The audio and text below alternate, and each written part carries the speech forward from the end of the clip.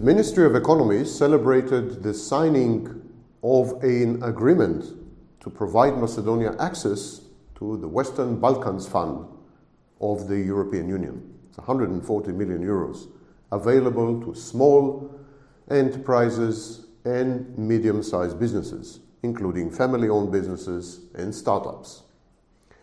This is part of a bigger program by the European Union known as Horizon 2020.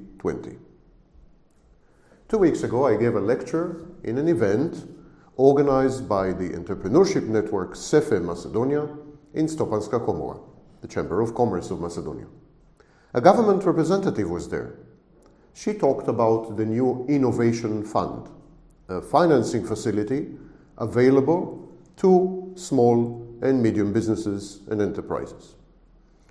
Actually, the facility acts more like a bank, or more precisely, a foreign bank, since investment decisions are taken by a board of foreign experts.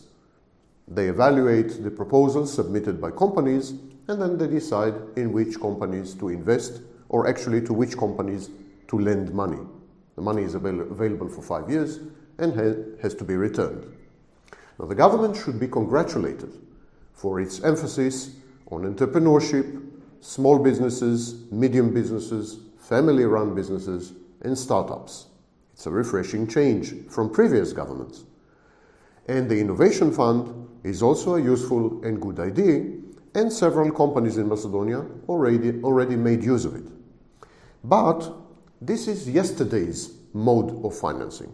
As usual, Europe, and definitely Macedonia, is decades behind the United States in terms of current knowledge, experience, and trends in financing small and medium businesses, startups, family-owned businesses, and entrepreneurs. These types of businesses don't go to banks in the United States.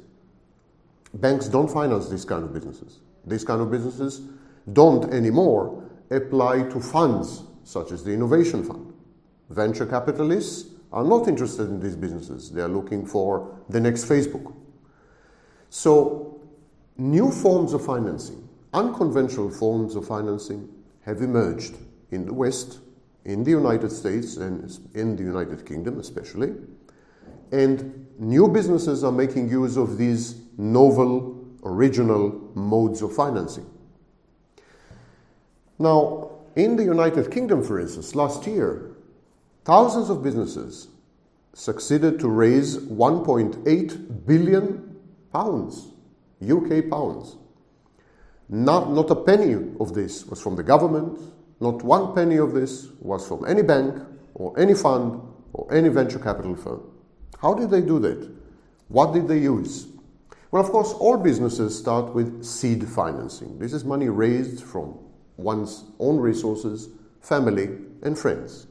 And then if you're lucky, you find an angel investor, that is an individual or a company who are willing to invest in your next stage of development as an entrepreneur.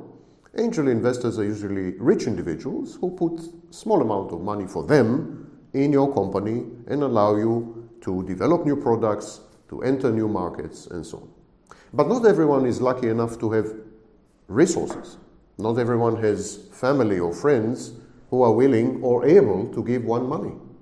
And very few people have access to rich individuals, which is the typical profile of angel investment. So what people did, they organized together in order to provide finance to each other. And this is called peer-to-peer financing. So we have, for instance, microlending, microfinancing, microcredit. That's when hundreds or thousands of tens of thousands or even millions, such as in Bangladesh and India, millions of people put small amounts of money. Each person puts a small amount of money in a pool. And the pool lends out money to entrepreneurs, small-time entrepreneurs, bigger entrepreneurs, medium businesses, small businesses, startups, innovations, innovators who come up with patents and so on. So there's a pool organized by very, very many small investors, and this pool lends out money. Then there is crowdfunding, also known as peer-to-peer financing. If you have a product that has social value, that has effect on the welfare of mankind, then you can approach reward crowdfunding websites such as Kickstarter. And there you can raise money to finance your project. You don't need to give the money back, and you don't need to promise any financial rewards, but usually you do promise some kind of return on the investment. Maybe give away some products, maybe make people proud that they participated in the project by naming them, and so on. So this is classical crowdfunding. But there's a new form of crowdfunding, and it's known as equity crowdfunding. It's when thousands of small investors and not so small investors put money again in a pool of money, a pool of funds. And then there is a management team. They use the money in the pool to buy shares in new companies, in startups, in new projects, in new ventures. So many investors, each one puts a small amount of money into a pool. A management team of the pool selects companies and buys shares in these companies. And this is known as equity crowdfunding. Crowdfunding because a whole crowd provides the money, not a bank, not an innovation fund, not the government, but a whole group of people, thousands, sometimes, as I said, millions, as in India or Bangladesh. And then there is something called peer-to-peer lending or peer-to-peer investing. That's a situation where a specific group of investors interact with a specific entrepreneur. The entrepreneur knows the identity of the investors, and the investors know the identity of the entrepreneur. It's kind of an angel investment, but where many, many angels work together to provide the entrepreneur with the money that he or she needs.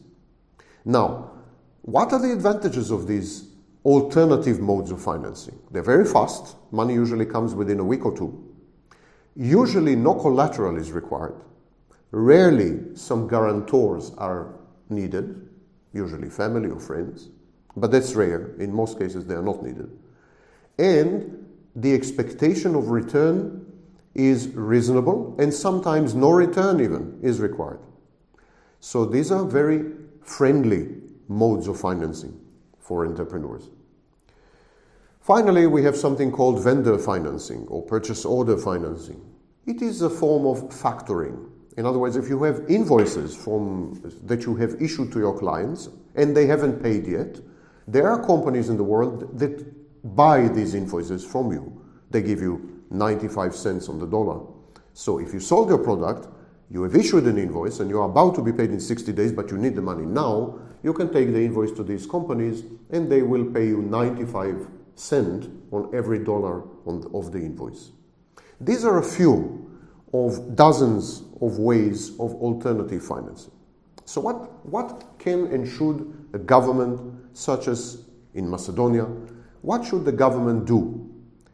Well, it's useful to establish innovation funds. It's useful to sign up with the European Union. It's useful to have access to the funds of the European Union, which are gigantic. It's useful, all these things are useful. It's even useful to push the banks to lend money to small and medium enterprises. These are very useful things to work with the EBRD, with the European Investment Bank, with the IFC, the World Bank, and so on. All these things need to be done. But the government should realize that a whole new world of financing of entrepreneurship is opening up, and that this world of financing, these alternatives, will become the major forms of financing within the next 10 years. The government would do well to prepare local entrepreneurs to tap into these funds. The government should help them to apply, help them to fulfill the forms. The government should make contact with various crowdfunding websites and sources and sort of introduce them to local entrepreneurs.